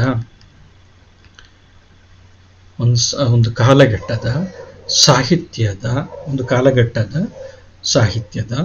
ಕಾಲಘಟ್ಟದ ಸಂಸ್ಕೃತಿಯ, ಒಂದು ಕಾಲಘಟ್ಟದ ಸಮಾಜದ, ಒಂದು ಕಾಲಘಟ್ಟದ ಒಲವುಗಳನ್ನು, ಒಂದು ಕಾಲಘಟ್ಟದ ಆಸೆ ಆಕಾಂಕ್ಷೆಗಳನ್ನು ಆಳವಾಗಿ ಅರಿಯಲು ಸಾಧ್ಯ ಆಗುತ್ತೆ. ನಾವು ರನ್ನನನ್ನ ಕುರಿತು ನಾವು ಮಾತಾಡಿದ್ರೆ, ರನ್ನ ಪಂಪನಿಂದ ಪ್ರಭಾವಿತನಾಗಿದ್ದಾನೆ. ಸೊ ನಾನು ರನ್ನ ಮತ್ತು ಪಂಪರನ್ನು ಜೊತೆಗೆ ತಂದು ಪ್ರಭಾವಗಳ ಕುರಿತು ನಾವು ಅಧ್ಯಯನ ಮಾಡಿದರೆ ಆಗ ಆ ಕಾಲಘಟ್ಟದ ಸಾಹಿತ್ಯದ, ಆ ಕಾಲಘಟ್ಟದ ಸಂಸ್ಕೃತಿಯ, ಆ ಕಾಲಘಟ್ಟದ ಸಮಾಜದ, ಆ ಕಾಲಘಟ್ಟದ ಒಲವುಗಳ, ಆ ಕಾಲಘಟ್ಟದ ಆಸೆ ಆಕಾಂಕ್ಷೆಗಳನ್ನು, ಆ ಇಡೀ ಕಾಲಘಟ್ಟದ ವೈಚಾರಿಕ ಸಂಹಿತೆಯನ್ನು ರನ್ನ ಪಂಪನಿಂದ ಏನು ಸ್ವೀಕರಿಸಿದ್ದಾನೆ, ಪ್ರಭಾವಿತನಾಗಿದ್ದಾನೆ, ಪ್ರಭಾವಿತನಾಗಿ ಅವನ ಆ ಕೃತಿಯನ್ನು ಹೆಂಗೆ ಮಾರ್ಪಡಿಸಿದ್ದಾನೆ, ಯಾವುದನ್ನು ಕೈಬಿಟ್ಟಿದ್ದಾನೆ, ಯಾವುದನ್ನು ವಿಸ್ತರಿಸಿದ್ದಾನೆ, ಯಾವುದನ್ನು ತಾನು ಹೊಸದಾಗಿ ಸೇರಿಸಿದ್ದಾನೆ, ಇದರ ಮುಖಾಂತರ ಏನಾಗುತ್ತೆ ಅಂತಂದರೆ ಆ ಕಾಲಘಟ್ಟದ ಸಾಹಿತ್ಯ, ಸಂಸ್ಕೃತಿ, ಸಮಾಜ, ಅದರ ಒಲವುಗಳು, ಆಸೆ ಆಕಾಂಕ್ಷೆಗಳನ್ನು ಅತ್ಯಂತ ಆಳ ಮತ್ತು ನಿಖರವಾಗಿ ಸ್ಪಷ್ಟವಾಗಿ ಅರ್ಥ ಮಾಡ್ಕೊಳ್ಳೋದಕ್ಕೆ ಸಾಧ್ಯ ಆಗುತ್ತೆ. ಮಾತಿಗೆ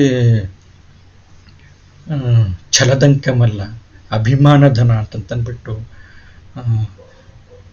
ರನ್ನನ ದುರ್ಯೋಧನ ಹೇಳ್ತಾನೆ. ಈವನ್ ರನ್ನನು ಕೂಡ ಹೇಳ್ತಾನೆ ದುರ್ಯೋಧನನ ಬಗ್ಗೆ. ಅಖಂಡಿತಂ ಅಭಿಮಾನಂ ಅದನ್ನೇ ಬಲ್ವಿಡಿ ವಿಡಿವೆಂ ಅಂತಂತ ಹೇಳ್ತಾನೆ. ನೆಲಕಿರಿಯೇ ಅಲ್ಲ, ನಾನು ಛಲಕಿರುವೆಂ. ನಾನು ನೆಲಕ್ಕೋಸ್ಕರ ನಾನು ಇರಿತಾ ಇಲ್ಲ, ಯುದ್ಧ ಮಾಡ್ತಾ ಇಲ್ಲ, ಛಲಕ್ಕೋಸ್ಕರ ಯುದ್ಧ ಮಾಡ್ತಿದ್ದೀನಿ. ಛಲ ಒಂದು ಆ ಸಂದರ್ಭದ ಮೌಲ್ಯ ಆಗಿದೆ, ಆ ಸಂದರ್ಭದ ಒಲವಾಗಿದೆ, ಆ ಸಮಾಜದ ಆಕಾಂಕ್ಷೆಯಾಗಿದೆ. ಆ ಸಾಹಿತ್ಯನೂ ಕೂಡ ಅದನ್ನು ಒಪ್ತಾ ಇದೆ, ಆ ಕಾಲದ ಸಾಹಿತ್ಯ. ಸೊ ಹೀಗೆ ಪಂಪನಿಂದ ಅವುಗಳನ್ನು ತೆಗೆದುಕೊಂಡು ಬೆಳೆಸ್ಬಿಟ್ಟಿದ್ದಾನೆ. ಸೊ ಹಾಗಾಗಿ ಒಂದು ಶಕ್ತಿಯನ್ನು ತುಂಬಿಟ್ಟಿದ್ದಾನೆ ರನ್ನ ತನ್ನ ಸಾಹಸ ಭೀಮ ವಿಜಯದಲ್ಲಿ. ಸೊ ಹಾಗಾಗಿ ಆ ಶಕ್ತಿ ಪರಿಪೂರ್ಣವಾಗಿ ಆ ಕೃತಿ ಒಂದು ಶಕ್ತಿ ಕಾವ್ಯವಾಗಿ ಮೆರೆದಿದೆ. ಶಕ್ತಿ ಕವಿಯಾಗಿದ್ದಾನೆ. ಪ್ರಭಾವ ಈ ರೀತಿ ಆಗ್ತಾ ಇರುತ್ತೆ. ಸೊ ಹಾಗಾಗಿ ಪ್ರಭಾವ ಎಷ್ಟು ಅಂದರೆ ಕೆಲವೊಂದು ಕಡೆ ಇಷ್ಟು ಸ್ಪಷ್ಟವಾಗಿರೋದಿಲ್ಲ, ಕೆಲವೊಂದು ಕೃತಿಗಳಲ್ಲಿ ಈ ಥರ ಸ್ಪಷ್ಟವಾಗಿರುವಂಥ ಪ್ರಭಾವದ ಅಂಶಗಳು ನಮಗೆ ಕಾಣೋದಕ್ಕೆ ಸಿಗಲ್ಲ. ಸೊ ಹಾಗಾಗಿ ಆವಾಗ ಕೆಲವೊಂದು ಸತಿ ಇಂಥ ಕಡೆಯಿಂದ ಇಂಥ ಪ್ರಭಾವ ಆಗಿದೆ ಅಂತಂತ ಹೇಳಬೇಕಾದ್ರೆ ಕೆಲವೊಂದು ಸತಿ ಅದನ್ನು ಒಪ್ಪಕ್ಕಾಗಲ್ಲ. ಯಾಕಂತಂದರೆ ಯಾವ ಕವಿ ಯಾವ ಅಂಶವನ್ನು ಸ್ವೀಕರಿಸಿದಾನೆ ಅನ್ನುವಂಥದ್ದು ಕೆಲವೊಂದು ಸತಿ ಹೇಳೋದೇ ಇಲ್ಲ. ರನ್ನನೇ ನಾನು ಪಂಪನ 13-14ನೇ ಆಶ್ವಾಸದಿಂದ ಈ ಕೃತಿಯನ್ನು ನಾನು ವಸ್ತುವಾಗಿ ತೆಗೆದುಕೊಂಡಿದ್ದೀನಿ ಅಂತಂತ ಹೇಳೋದಿಲ್ಲ. ಪಂಪನ ಹೆಸರೇ ಹೇಳಲ್ಲ ಅವನು. ಆದರೆ ಪಂಪನನ್ನು ಓದಿರೋದ್ರಿಂದ, ಪಂಪನ ಕೃತಿಯನ್ನು ರನ್ನನ ಕೃತಿಯನ್ನು ಜೊತೆಯಲ್ಲಿಟ್ಟು ಓದೋದ್ರಿಂದ ಆ ಪದಗಳೇ ಬರುತ್ತೆ, ಆ ಸಾಲುಗಳೇ ಬರುತ್ತೆ ಕೆಲವೊಂದು ಕಡೆ. ಸೊ ಹಂಗೆ ಗೊತ್ತಾಗತ್ತೆ. ಸೊ ಈ ಥರ ಇರ್ಬೋದು ಕಾರಣ. ಸೊ ಹಾಗಾಗಿ ಏನಂತಂದರೆ ಕೆಲವೊಂದು ಸತಿ ಗೊತ್ತಾಗುತ್ತೆ, ಕೆಲವೊಂದು ಸತಿ ಪ್ರಭಾವಗಳ ಇದು ಮೂಲ ಗೊತ್ತಾಗೋದೇ ಇಲ್ಲ. ಹಾಗಾಗಿ ಪ್ರಭಾವದ ಅಧ್ಯಯನ ಅತ್ಯಂತ ವಿವಾದಾಸ್ಪದವಾಗಿರುವಂಥದ್ದು. ಈಗ ವ್ಯಾವಹಾರಿಕವಾಗಿರುವಂತಹ ಕ್ಷೇತ್ರದಲ್ಲಿ ನಮಗೆ ಗುರುತಿಸೋದಕ್ಕೆ ಸಾಧ್ಯ ಆಗುತ್ತೆ. ಅಂದರೆ ಯಾರು ಏನನ್ನು ಯಾರಿಗೆ ಕೊಟ್ಟರು, ಯಾರು ಏನನ್ನು ಯಾರಿಂದ ತೆಗೆದುಕೊಂಡ್ರು ಅನ್ನೋದು ಗೊತ್ತಾಗ್ಬಿಡುತ್ತೆ. ವಸ್ತುವನ್ನು ಕೊಡ್ತೀವಿ, ವಸ್ತುವನ್ನು ತೆಗೆದುಕೊಳ್ತೀವಿ, ಅಥವಾ ದುಡ್ಡನ್ನು ಕೊಡ್ತೀವಿ, ವಸ್ತುವನ್ನು ತೆಗೆದುಕೊಳ್ತೀವಿ. ವ್ಯಾವಹಾರಿಕ ಕ್ಷೇತ್ರದಲ್ಲಿ ಇವೆಲ್ಲ ಸ್ಫಟಿಕದಷ್ಟು ಸ್ಪಷ್ಟವಾಗಿ ಗೊತ್ತಾಗುವಂಥದ್ದು. ಆದರೆ ಸಾಹಿತ್ಯಿಕ ಮತ್ತು ಸಾಂಸ್ಕೃತಿಕ ಕ್ಷೇತ್ರದಲ್ಲಿ ಈ ಥರ ನೇರವಾಗಿರುವಂಥ ಸಂಪೂರ್ಣವಾಗಿರುವಂಥ ಕೊಡುಕೊಳ್ಳುವಿಕೆ ಅನ್ನುವಂಥದ್ದು ಸಾಧ್ಯ ಆಗೋದೇ ಇಲ್ಲ.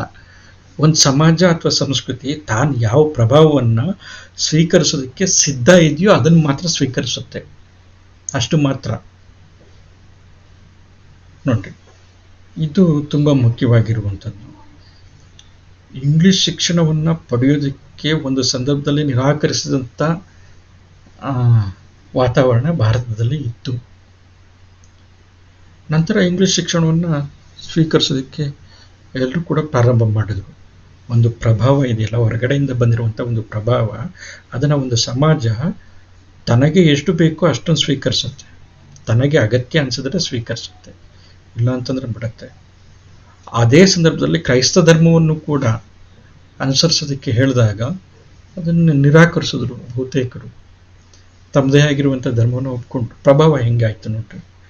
ಧಾರ್ಮಿಕವಾಗಿ, ಶೈಕ್ಷಣಿಕವಾಗಿ ಪ್ರಭಾವ ಅನ್ನುವಂಥದ್ದು ಈ ರೀತಿ ಆಗುತ್ತೆ. ಶಿಕ್ಷಣವನ್ನು ತೆಗೆದುಕೊಂಡ್ರು, ಧರ್ಮವನ್ನು ಕೈಬಿಟ್ರು, ಕೆಲವೊಂದು ಕಡೆ ಧರ್ಮವನ್ನು ಸ್ವೀಕರಿಸಿದ್ರು. ಈ ಥರ ಹೇಳೋಕ್ಕಾಗೋದೇ ಇಲ್ಲ ನಿರ್ದಿಷ್ಟವಾಗಿ. ಶಿಕ್ಷಣ ಮತ್ತು ಧರ್ಮವನ್ನು ಸ್ವೀಕರಿಸಿದ್ರು, ಸಾರಾಸಟ್ಟಾಗಿ ಆ ಥರ ತೀರ್ಮಾನ ಕೊಡುವಂಥದ್ದು. ಹಿಂಗೆ ಇಂಗ್ಲೀಷರಿಂದ ಅಥವಾ ಪಾಶ್ಚಾತ್ಯರಿಂದ ಪ್ರಭಾವಿತರಾದರು ಭಾರತೀಯರು ಅಂತ ಸಾರಾಸಟ್ಟಾಗಿರುವಂಥ ತೀರ್ಮಾನ ಕೊಡುವಂಥದ್ದು ದುಡುಕಿನ ಅಥವಾ ವಿವಾದಾಸ್ಪದವಾಗಿರುವಂಥ ಹೇಳಿಕೆ ಆಗುತ್ತೆ. ಸೊ ಈ ರೀತಿಯಾಗಿರುವಂಥ ತೀರ್ಮಾನ ತೆಗೆದುಕೊಳ್ಳುವಂಥದ್ದು ತೇಲು ನೋಟದ್ದು ಆಗತ್ತೆ. ಅದನ್ನೇ ರೆನೆವೆಲಕ್ ಹೇಳಿದ್ದು. ಸೊ ಈ ರೀತಿಯಾಗಿ ಅಂದರೆ ಒಂದು ಸಂಸ್ಕೃತಿ ತಾನು ಯಾವ ಪ್ರಭಾವವನ್ನು ಸ್ವೀಕರಿಸೋದಕ್ಕೆ ಸಿದ್ಧ ಇದೆಯೋ ಅದನ್ನು ಮಾತ್ರ ಸ್ವೀಕರಿಸುತ್ತೆ. ಒಂದು. ಇನ್ನೊಂದು ಏನಂತಂದರೆ, ಇನ್ನೊಂದು ರೀತಿ ಆ ರೀತಿ ಸ್ವೀಕರಿಸಬೇಕಾದ್ರೂ ಒಂದು ಪ್ರಭಾವವನ್ನು ಒಂದು ಸಂಸ್ಕೃತಿ ಮತ್ತೊಂದು ಸಂಸ್ಕೃತಿಯಿಂದ ಪ್ರಭಾವಿತವಾಗಬೇಕಾದ್ರೂ ಅದನ್ನು ತನ್ನ ಅಗತ್ಯತೆಗಳಿಗೆ ತಕ್ಕಂತೆ ತನಗೆ ಏನು ಬೇಕು ಆ ರೀತಿ ಅದನ್ನು ಮಾರ್ಪಡಿಸ್ಕೊಂಡು ತನ್ನದಾಗಿಸ್ಕೊಳ್ಳುತ್ತೆ, ಸ್ವೀಕರಿಸುತ್ತೆ ಅನ್ನುವಂಥದ್ದು. ಯಾವುದಾದ್ರೂ ಒಂದು ಸಂಸ್ಕೃತಿ ಮತ್ತೊಂದು ಸಂಸ್ಕೃತಿಯಿಂದ ಕೇವಲ ಸ್ವೀಕರಿಸ್ತಾನೆ ಇರೋದಿಲ್ಲ, ತನಗೆ ಯಾವುದು ಅಗತ್ಯನೋ ಅದನ್ನು ಸ್ವೀಕರಿಸುತ್ತೆ, ಮತ್ತು ತನಗೆ ಆ ಸ್ವೀಕರಿಸಿರುವಂಥದ್ದನ್ನು ತನಗೆ ಹೇಗೆ ಅಗತ್ಯವಿದೆಯೋ ಹಾಗೆ ಮಾರ್ಪಡಿಸಿ ಸ್ವೀಕರಿಸುತ್ತೆ. ಸೊ ಹಾಗಾಗಿ ಏನಂತಂತಂದರೆ ಪ್ರಭಾವಗಳು ಇದ್ದಂತೆಯೇ ಹಾಗೇನೇ ಬಂದಿರೋದಿಲ್ಲ, ಯಾವುದ್ಯಾವುದೋ ರೀತಿಯಲ್ಲಿ ಪರಿವರ್ತಿತವಾಗಿರುತ್ತೆ, ಯಾವುದ್ಯಾವುದೋ ರೀತಿಯಲ್ಲಿ ಬದಲಾಗುತ್ತೆ, ಮತ್ತು ಅದು ಯಾವುದ್ಯಾವುದೋ ಕಾಲ ಸಂದರ್ಭದಲ್ಲಿ ಬದಲಾಗಿರುತ್ತೆ, ರೂಪಾಂತರಿತವಾಗಿರುತ್ತೆ. ಸೊ ಹಾಗಾಗಿ ಈ ಪ್ರಭಾವದ ಮೂಲ ಇಲ್ಲಿ ಅಂತಂದ್ಬಿಟ್ಟು ಗುರುತಿಸೋದಕ್ಕೆ ಸಾಧ್ಯ ಇಲ್ಲ. ಕೆಲವೊಂದು ಸತಿ ಆ ರೀತಿ ಗುರುತಿಸುವಂಥದ್ದು ದುಡುಕಿನ ತೀರ್ಮಾನ ಆಗುತ್ತೆ ಅನ್ನುವಂಥದ್ದನ್ನು ಅದೇ ಕಾರಣದಿಂದ ಹೇಳಿರುವಂಥದ್ದು. ಸರಿ, ಈ ರೀತಿಯ ಪ್ರಭಾವಗಳು ಸಾಹಿತ್ಯದಲ್ಲಿ ಪ್ರಭಾವಗಳ ಈ ರೀತಿಯ ಪರಂಪರೆನೇ ಇದೆ. ಜನಪದರಿಂದ ರಾಮಾಯಣವನ್ನು ತೆಗೆದುಕೊಂಡಿರುವಂಥದ್ದು ವಾಲ್ಮೀಕಿ ಪ್ರಭಾವನೆ. ವಾಲ್ಮೀಕಿಯಿಂದ 300 ಅಥವಾ ಲೆಕ್ಕ ಇಲ್ಲದಷ್ಟು ರಾಮಾಯಣಗಳು ರಚನೆ ಆಯಿತು, ಪ್ರಭಾವನೆ. ಮಹಾಭಾರತದ ಅನೇಕ ಕಥೆಗಳು, ಮಹಾಭಾರತದ ಮೂಲ ಕಥೆ ಜಯ ಅನ್ನುವಂಥ ಕಥೆ ಕೂಡ ಜನಪದರಲ್ಲಿ ರೂಢಿಯಲ್ಲಿದ್ದಂಥ ಕಥೆ ಇರ್ಬೋದು, ಜನಪದರ ಕಥೆ. ಅದನ್ನು ಜಯವನ್ನಾಗಿ ಮಾರ್ಪಡಿಸಿದರು ವ್ಯಾಸ. ನಂತರ ಅದು ಭಾರತ ಅಂತ ವಿಸ್ತೃತವಾಯಿತು, ಈಗ ಅದು ಮಹಾಭಾರತ ಆಗಿದೆ. ಸೊ ಈ ರೀತಿ ಏನಂತಂದರೆ ಹಲವಾರು ಪ್ರಭಾವಗಳಿಗೆ, ಹಲವಾರು ಒತ್ತಡಗಳಿಗೆ, ಆಕೃತಿಗಳಿಗೆ ಈಡಾಗಿ ಇವತ್ತಿನ ಸಂದರ್ಭಕ್ಕೆ ಬಂದು ತಲುಪಿರ್ತವೆ. ಸೊ ಇದು ಎಲ್ಲ ಸಾಹಿತ್ಯ ಪರಂಪರೆಗಳಲ್ಲೂ ಕಂಡುಬಂದಿರುವಂಥದ್ದು. ಎಲ್ಲ ಸಾಹಿತ್ಯ ಪರಂಪರೆಗಳಲ್ಲೂ ಕೂಡ ಕಂಡು ಬರುವಂಥ ಅಂಶ ಪ್ರಭಾವ. ಇವತ್ತಿನ ಸಾಹಿತ್ಯ ನಾಳೆಗೆ ಅದು ಯಾವುದೋ ಒಂದು ಕೃತಿಗೆ, ಒಬ್ಬ ಲೇಖಕನ ಮೇಲೆ ಪ್ರಭಾವ ಬೀರ್ತಾ ಇರುತ್ತೆ. ಪಂಪ ಇವತ್ತಿನ ಕೃತಿ ಮೇಲೆ ಪ್ರಭಾವ ಬೀರ್ತಾ ಇರ್ತಾನೆ, ವಚನಕಾರರು ಪ್ರಭಾವ ಬೀರ್ತಾ ಇರ್ತಾರೆ, ದಾಸರ ಕೀರ್ತನೆಗಳು ಪ್ರಭಾವ ಬೀರ್ತಾ ಇರ್ತವೆ, ತತ್ವಪದಗಳು ಪ್ರಭಾವ ಬೀರ್ತಾ ಇದ್ದಾವೆ. ಸೊ ಹಾಗಾಗಿ ಯಾವ ಕೃತಿಗಳಿಂದ, ಯಾವ ಲೇಖಕನಿಂದ, ಯಾವ ಸಂಪ್ರದಾಯದಿಂದ ಪ್ರಭಾವಿತರಾಗಿದ್ದಾರೆ ಅನ್ನುವಂಥದ್ದು ಹೇಳೋದೇ ಕಷ್ಟ ಆಗಿದೆ ಈಗ. ಅಥವಾ ಕೆಲವು ಅಂದರೆ ಒಂದೇ ಕೃತಿ ಬಹುತೇಕ ಕಾಲಘಟ್ಟದ ಕೃತಿಗಳಿಂದ ಅಥವಾ ವೈಚಾರಿಕ ಸಂಹಿತೆಗಳಿಂದ ಪ್ರಭಾವಿತವಾಗಿರ್ಬೋದು. ಇದನ್ನು ಕೂಡ ಸಾಧ್ಯ ಇದೆ ಅಂತ. ಈಗ ಕೆಲವು ಉದಾಹರಣೆಗಳು ನಾವು ಪ್ರಭಾವಕ್ಕೆ ಸಂಬಂಧಪಟ್ಟಂಗೆ ನೋಡೋದಾದರೆ,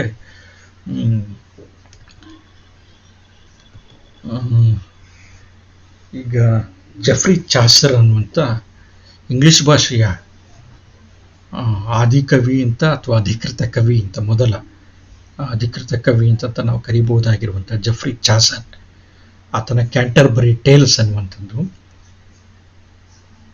ಈ ಕ್ಯಾಂಟರ್ಬರಿ ಟೇಲ್ಸ್ನಲ್ಲಿ ಫ್ರೆಂಚ್, ಇಟಾಲಿಯನ್, ಆಮೇಲೆ ಲ್ಯಾಟಿನ್ ಕಾವ್ಯಗಳಿಂದ ಜೆಫ್ರಿ ಚಾಸರ್ ಅನೇಕ ಕಥೆಗಳನ್ನು ಫ್ರೆಂಚ್ ಭಾಷೆಯಿಂದ, ಇಟಾಲಿಯನ್ ಭಾಷೆಯಿಂದ, ಲ್ಯಾಟಿನ್ ಭಾಷೆಯ ಕಾವ್ಯಗಳಿಂದ ಅನೇಕ ಕಥೆಗಳನ್ನು, ಹಾಗಾಗಿ ಸಾಲುಗಳನ್ನು ಅಥವಾ ಪದಪುಂಜಗಳನ್ನು ತೆಗೆದುಕೊಂಡಿದ್ದಾನೆ ಕ್ಯಾಂಟರ್ಬರಿ ಟೇಲ್ಸ್ನಲ್ಲಿ.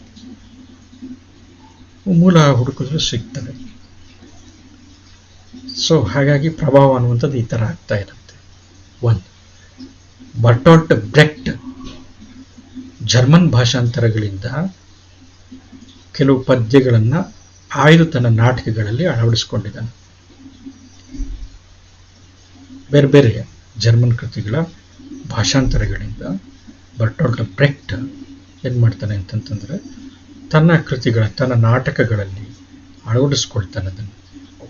ಅದೇನು ತಪ್ಪು ಅಂತಂತಲ್ಲ, ಬೇರೆ ಬೇರೆ ರೀತಿಯಲ್ಲಿ ಅದನ್ನು ಸ್ವೀಕರಿಸಬೇಕಾದ್ರೂ ಏನು ಮಾಡ್ತಾರೆ ಅಂತಂತಂದರೆ, ಕೆಲವೊಂದು ಸತಿ ಅದನ್ನು ಮಾರ್ಪಡಿಸ್ಕೊಳ್ಬೋದು, ತನ್ನ ವ್ಯಕ್ತಿ ವಿಶಿಷ್ಟತೆಯನ್ನು ತೋರ್ಪಡಿಸ್ಕೊಳ್ಬೋದು, ಅದನ್ನು ಹೊಸದಾಗಿ ರೂಪುಗೊಳಿಸ್ಬೋದು, ಆ ಪ್ರಭಾವವನ್ನು ಬೆಳೆಸ್ಬಿಟ್ಟು. ಸೊ ಇದೆಲ್ಲನೂ ಕೂಡ ಆಗ್ತಾ ಇರುತ್ತೆ.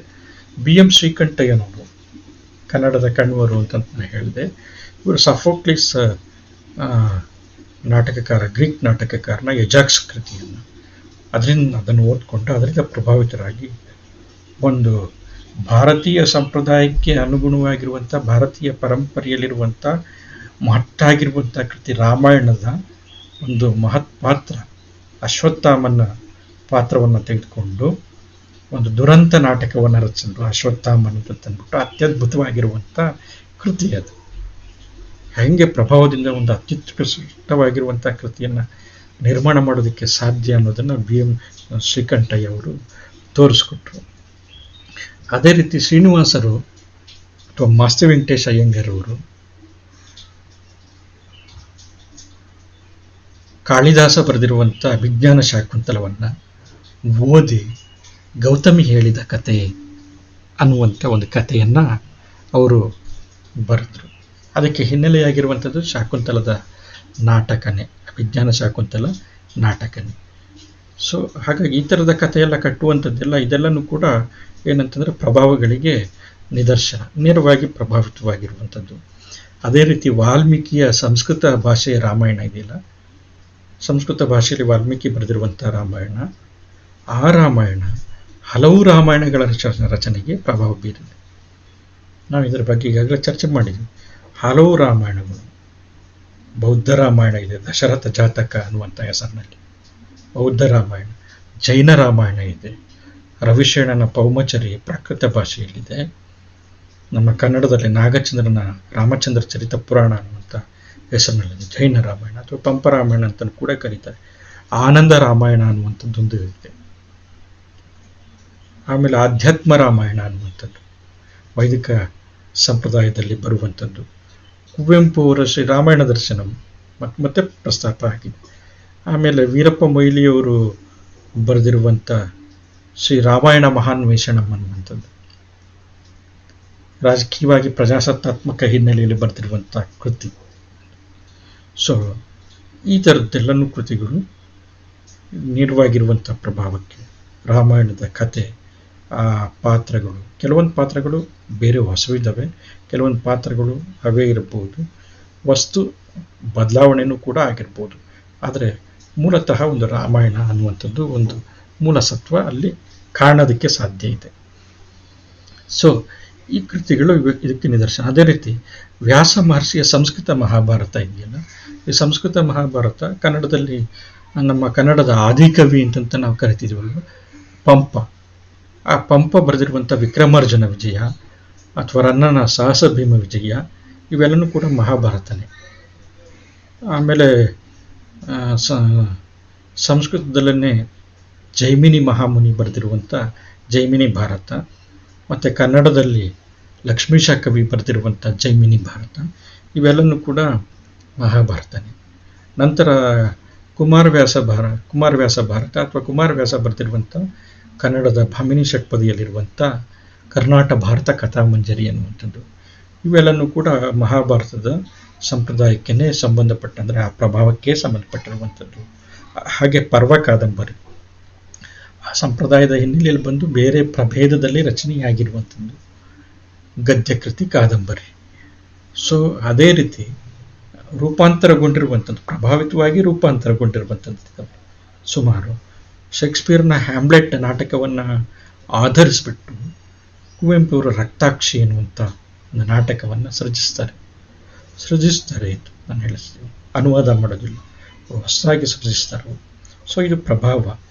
ಅದೇ ರೀತಿ ಲಾಂಜೈನಸ್ ಅನ್ನುವಂಥ ಆನ್ ಸಬ್ಲೈಮ್ ಅನ್ನುವಂಥ ಕಾವ್ಯ ಮೀಮಾಂಸೆಯ ಕೃತಿಯನ್ನು ಆಧರಿಸಿ ಕುವೆಂಪು ಭವ್ಯತೆ ಅನ್ನುವಂಥ ಒಂದು ಪರಿಕಲ್ಪನೆಯನ್ನು ಮಂಡಿಸ್ತಾರೆ.